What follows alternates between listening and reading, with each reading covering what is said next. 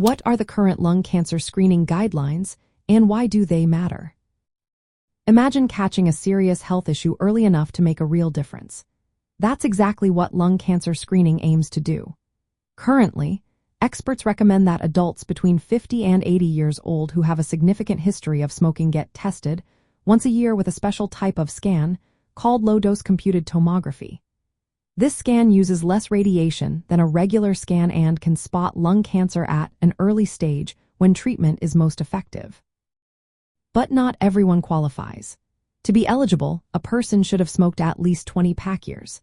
That means if someone smoked 1 pack a day for 20 years or 2 packs a day for 10 years, they meet the criteria.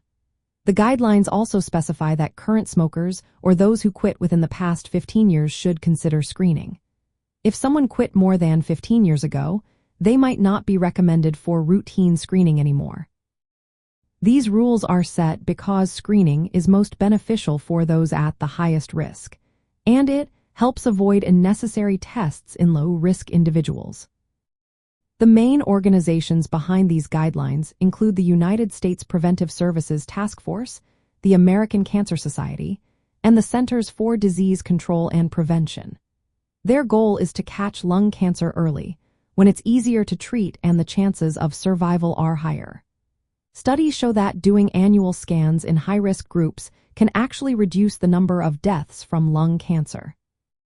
Early detection means doctors can find tumors before symptoms appear, which often leads to better treatment options and outcomes. Screening also helps make sure resources are used wisely. Instead of testing everyone, it focuses on those most likely to benefit. But it's important to remember that screening isn't perfect. It can sometimes lead to false alarms, overdiagnosis, or unnecessary worry. That's why talking openly with a healthcare provider about the risks and benefits is essential.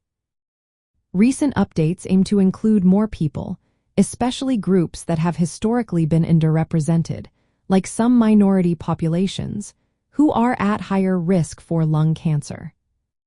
In addition to early detection, screening programs are a good chance to support quitting smoking, which is the most effective way to lower lung cancer risk in the long run.